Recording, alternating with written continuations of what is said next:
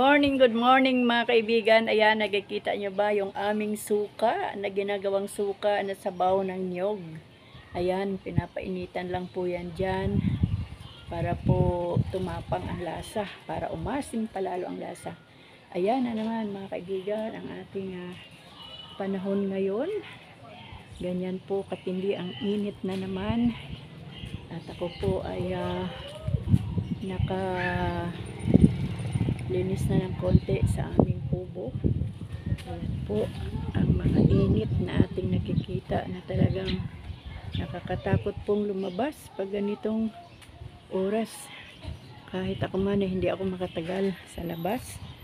Yan ang aking mga tanim.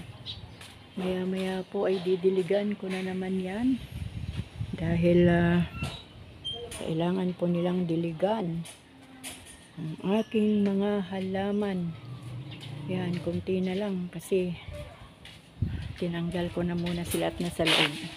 Kawawa naman ang aking mga halaman. Yan mga kaibigan, ganyan pa rin ang init ngayon.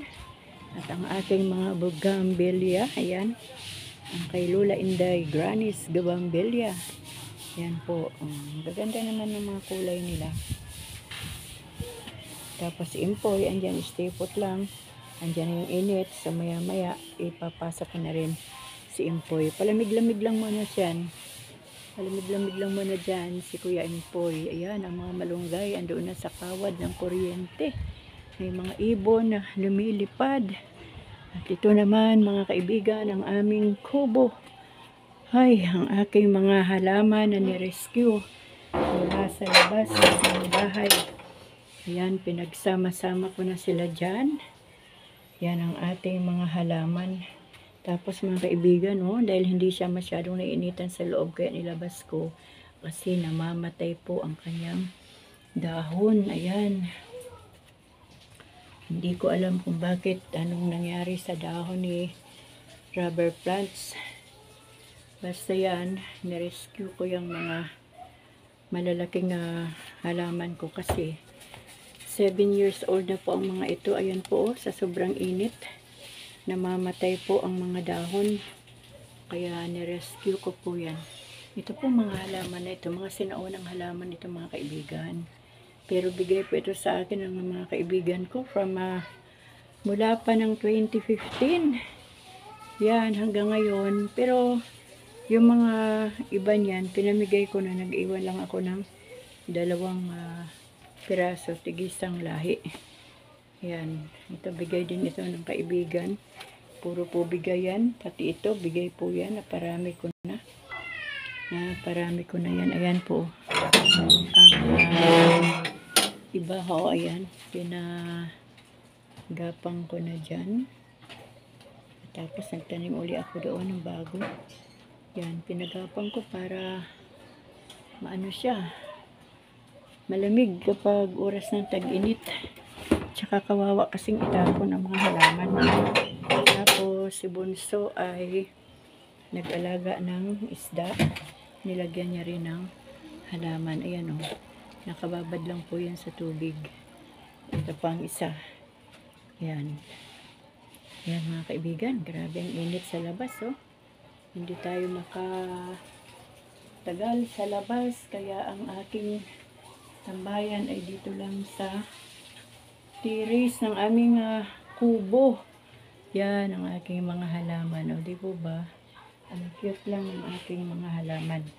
Ewan ko lang kung nakukyutan din kayo sa halaman ko. Siyempre, halaman ko kasi kaya nagagandahan ako. Yan, ito po ang aming kubo. Yan, meron po tayong 2 Bible dito. Ito po ay Tagalog lahat. Ito po ay English Tagalog naman. Yan po ang ating kubo. Ayan. At gumawa po kami. Nilabas po namin ang isang higaan. Kasi mga kaibigan, sobrang init. So, yung aming apo na baby ay pwede na pong tumambay dito sa sala ni Granny, ni Lola Inday. Yan, pati yung aking 2 apo na nagtatambling-tambling dyan sa kama. Yan po ang halaman pa. At pagpasensyahan nyo naman kaibigan, magulo pa ang aming kusina. Ayan ang aming kusina, marami pang lilinisin. Yan naman ang isusunod ni Lola Inday, nakalinis na ang mga bata ng CR dahil yun ang mahalaga talaga, ang CR. So yun lang mga kaibigan, habang mainit po ang panahon, tayo po ay mag-isip-isip kung ano po ang ating gagawin. Ayan, dito po lagi nakatambay si Lola Inday dahil nandito po yung tapat ng bintana. Yan, mahangin-hangin po pag nandito po tayo sa tapat ng bintana, tapos nasa tabi ng mga halaman. Yan lang naman po ang kaligayahan ng buhay ng lola nyo. Dahil wala naman po na tayong gagawin sa buhay, kundi ang lumuhod sa Panginoon, magbasa ng salita ng Diyos, gumawa ng mabuti sa buhay, mahalin ang Panginoon, at kailangan wag magpabaya sa ating buhay spiritual. Yan po. Kaya mga kaibigan, hanggang dito lang po muna ang aking unang video for this morning.